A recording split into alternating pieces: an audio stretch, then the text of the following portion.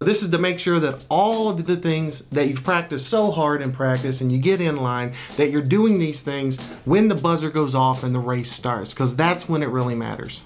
Here we go. Oh boy. All right, number 1, long stroke. Make sure you keep a long stroke, because a lot of times with the excitement of a meet, you can make that stroke get real short and choppy. And when that happens, you're going to be working yourself to death and you're not actually going to be going that fast or going anywhere. So number 1, make sure you maintain a long stroke. Super important. Guys ready? This is an intelligence check from my coaches. All right, can I answer in private, or is this like no, it's a group? Yeah, this is group right here. Here's a question. What do you find at the end of everything? A G.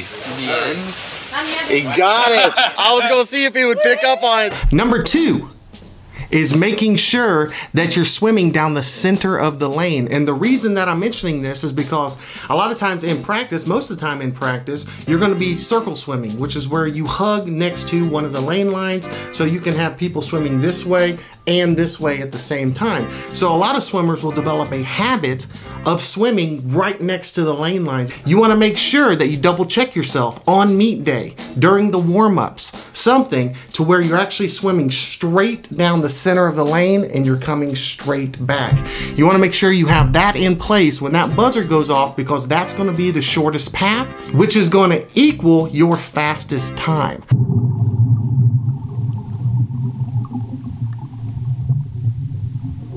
Number 3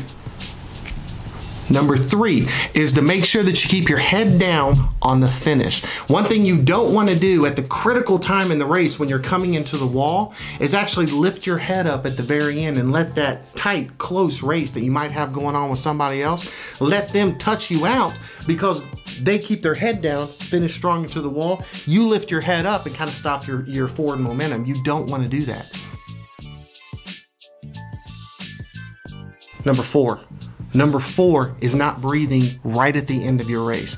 Now, this is something that you have to earn in practice. You have to practice and build yourself up to be able to do this, because at the end of a race, when the lungs are burning and you're exhausted and you're running out of energy, the swimmers that usually win, the ones that have the best time, are the ones that are able to keep that head down and finish strong into the wall at the last 5-7 yards of the race. If you have to take breaths at the very end of the race, then you're going to be giving up speed and time to the other swimmers. So this is a training thing. You have to train yourself to, number 1, be able to hold on and not take that breath, and you have to train yourself to break the habit of taking a breath in the last 5 or 7 yards if you have that habit. The ones who don't breathe are usually the ones that win.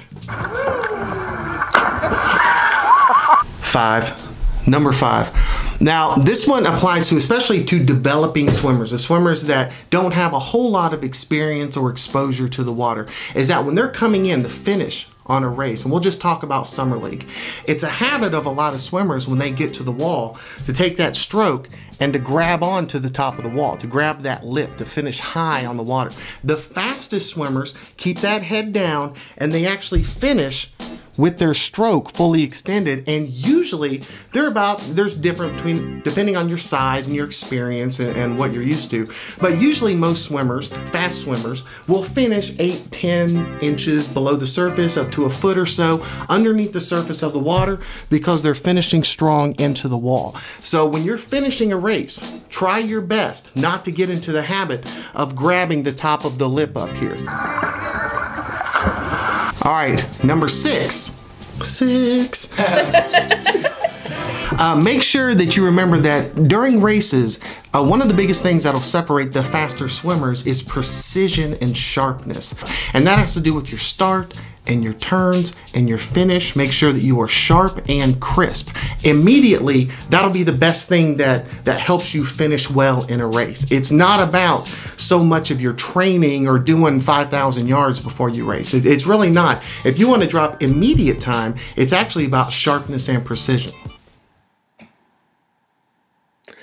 Hey guys, Ending this one a little bit different than the others because I'm going to change the format in which that I respond to questions that you guys might have.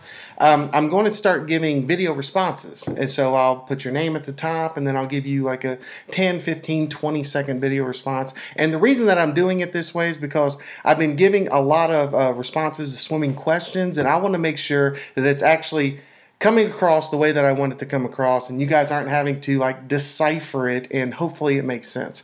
So I'm going to start giving video responses. So if you leave a question, if you leave a comment, that's the way it's going to come back to you. So I hope you guys enjoy that, and it'll help everybody else out in the process. So don't laugh at me, but I'm just now getting like a Facebook page and a Twitter account associated with this YouTube channel. So if you guys want to follow along, if you guys want to like those, I'm going to be interacting on those as well. And thanks a lot for the support. And I will catch you guys later. Bye. Well, I hope you guys are all having fun this summer. That's it for today. Check out yesterday's episode. Don't forget to subscribe.